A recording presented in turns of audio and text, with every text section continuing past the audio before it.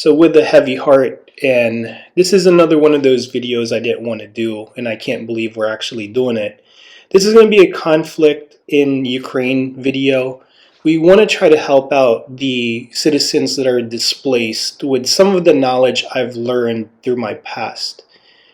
As a disclaimer, if this becomes monetized, we're such a small YouTube channel, but if it gets monetized, we will give 101% of the proceeds to an organization, probably the Red Cross of Ukraine. I would really love to just buy Gen 3 night vision and give it to the Ukrainian Marines so they can infiltrate and catch them while they sleep.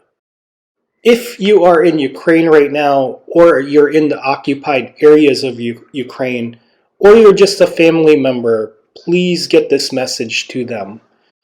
Fill up all of your water containers. Get as much food as possible. Get your cell phones and charge them all up. Don't forget your power banks. If you don't have a power bank, if you have an old cell phone, make sure you charge that up too. If your primary cell phone gets damaged, by simply switching your SIM card to the old cell phone, you're back in business.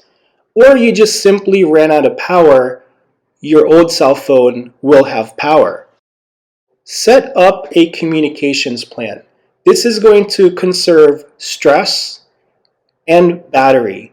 Imagine if you did not have a communications plan. Leave your phone on 24 hours a day. You're going to be stressed out and you're going to run out of power. The chances of you guys linking up or getting back together are going to be slim because you and your loved one are going to be mismatched when you guys have power. The plan is going to be very simple.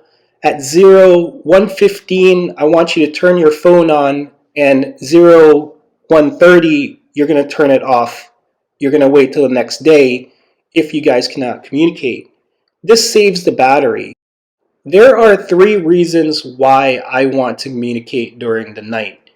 Number 1 is pretty obvious, the normal use, checking up on loved ones, checking up on friends, actually being on social media. That is going to bombard that cell phone tower. Also, number 2, the military actually uses these communication lines to try to coordinate their operation. Number 3, they're going to be trying to jam that during the daytime. That way, at night, when I try to communicate, that cell phone tower is not going to be as occupied. And finally, if you have access to reliable power, keep your phone on 24 hours a day, but stick to your communications plan. Expect that phone call at 1:15 to 1:30. If you are going to stay home in your apartment or in your home, I suggest to stay away from the windows. I would shore up those windows with a heavy canvas or a heavy comforter to try to slow that shrapnel. This isn't going to make your home bomb-proof, but at least you're doing something. You're empowering yourself. And if there is a small blast outside your window, it will catch that shrapnel. Stay on the west side of your house. Sleep there. I eat there. That is going to give you the most barrier against that ordinance. So my wife already asked me, how do you know you're going west? It is simply where the sun sets.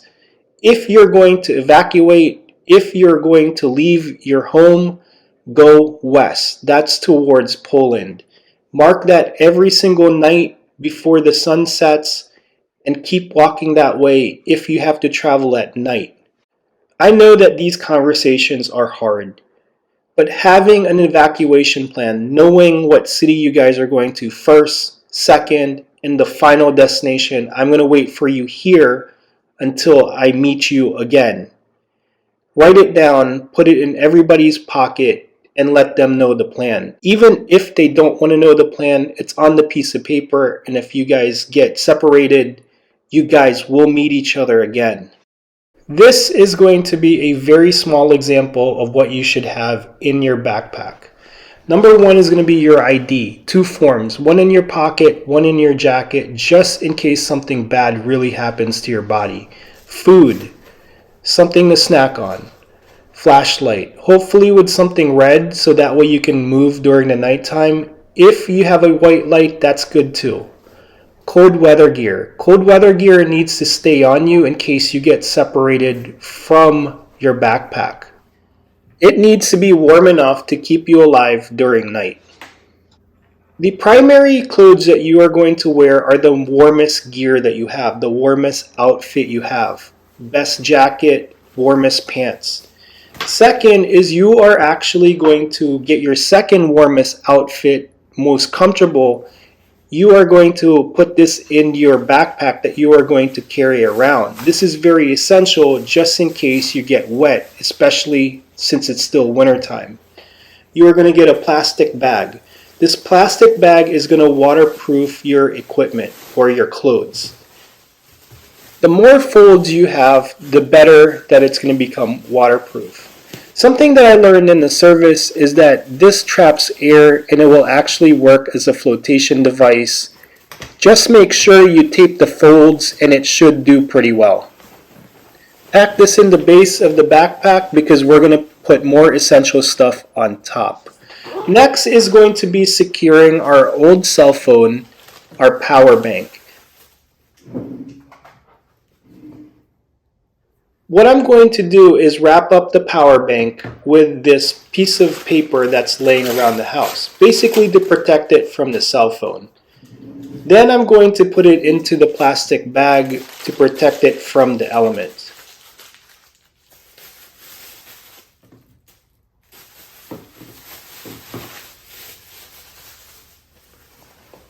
Next is going to be duct tape, or any kind of tape that you have. We're not going to be picky.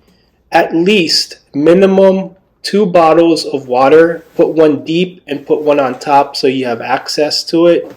And finally, a single wall cup just in case you need to boil water or snow. You can use this over the fire.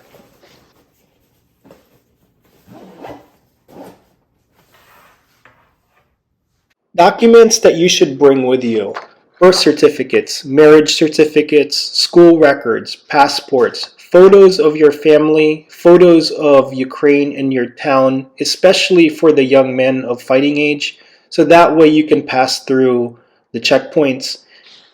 Deeds of the house, apartment leases, household bills, bank statements. This is an example of what I see the evacuees and what they have: a small backpack, a stroller when they're elderly, or just another small bag. That is the warmest jacket, my warmest beanie, my most comfortable pants, and my most comfortable shoes. This is an example if you have to sleep behind enemy lines or you have to wake up and move really fast.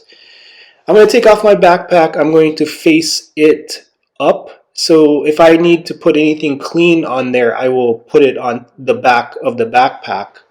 I will put my cold weather gear on. As you can tell, it was always in my cargo pocket in case I get separated from my backpack or my small bag. I will deploy a poncho here, a military poncho. If you have a tarp, if you have a plastic bag, it will do too. I want you to note that I'm actually going to take my backpack and keep it on me. I'm going to put it on my chest. And the reason for this is if I have to move fast, I do not want to be separated from that. I'm going to have my important documents there and my other set of clothes. And I am going to sleep like so. You can also put your black bag on your foot, but you may trip over it. That's why I put it like that. And now that's an example of me sleeping like that.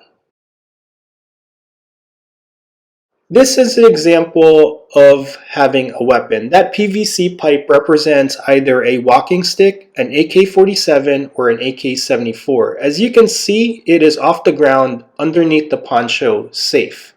And if I need to defend myself and extract, I can do so. This is the reason why you always have your backpack and weapon on you. If you do not, you may leave it there, especially if you get startled, you hear gunshots and you have to run. Now you're without your backpack. Another item that is essential for evacuation is going to be a waterproof shell or a rain jacket. But if you don't have one, you can make one out of this trash bag. And I'm just going to wear this just like a shirt. This is not foolproof, but it's still better than nothing. It will still keep your core dry.